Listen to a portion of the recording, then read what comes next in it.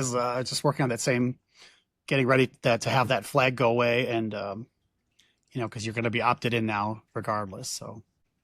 So this means if you, because I haven't worked with this. So if you have this flag in there, depending on the device, if it can handle liquid glass, it will do it. If not, it will not do it. Yeah, because what it was is it was, designed requires compatibility. So you would set it to yes or true, and then you would basically get iOS 18 behavior on a bunch of stuff. Okay. One of them, for example, was that little 3-button stoplight thing. What do you call that? It's got the red X and the minus sign. Yeah. Small. Oh, I think I'm going to call it the stoplight. It's got some other name, but okay. That would go, if you had that turned on, it would appear in above all the rest of your content. It would basically make your safe area taller, and it would be right at the top. Okay. But when you have it turned off, it was like, no, it needs to be unified in that top bar, and your content might need to slide over to the right, or it might need to move down depending on where you have it. So that was one of the things you had to adapt to. And so are you designing two different UIs based on this flag? No, we were just turning on the flag and ignoring most of the problems and dealing with the other ones that we had, which were all related to resizing. Because, like I said, last year, iPad OS got the ability to shape your windows any size you want.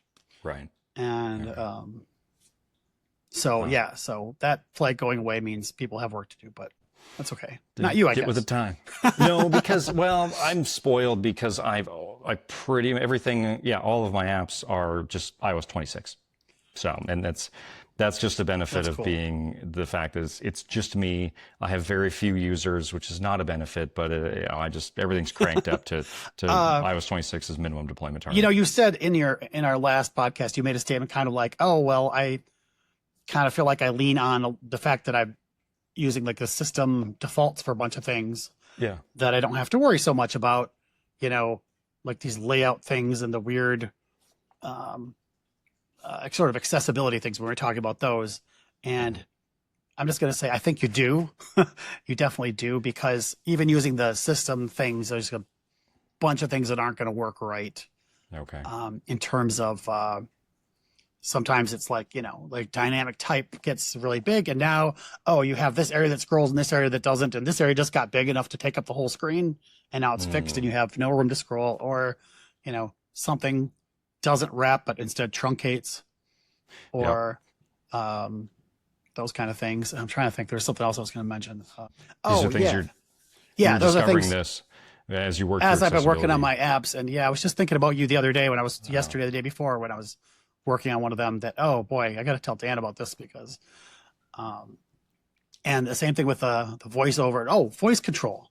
Good Lord. I've got this mortgage calculator app where you have buttons on the screen. You can type in, your number, and then you hit a button, and it acts kind of like a physical calculator. And one of the things I noticed is that when you do voice control, I can't say 250,000.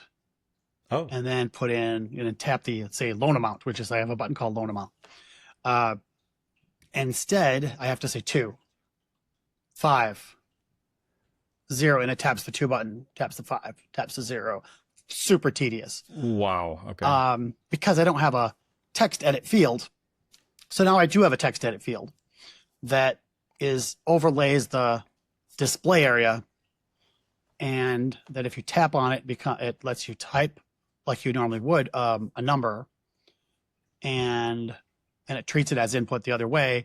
But then once you enter the number, then it's basically, hidden again, but it looks the same. It gets formatted, but it looks much better. And I went to I'm like, well, what does Apple do in their calculator app? Because they've got I'm like, you know what they do? Nothing.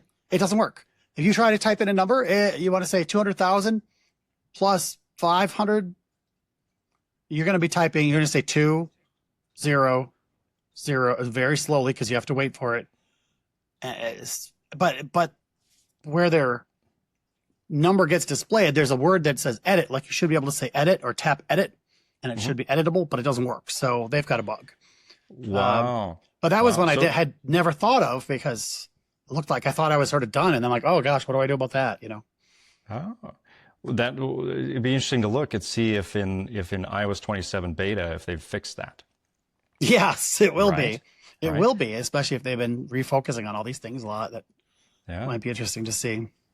Yeah. Very cool. Well, we are out of time, You sure are. Drew, but very cool. It's exciting to see what's ahead. I know that looking into September when we anticipate whatever the release date is going to be,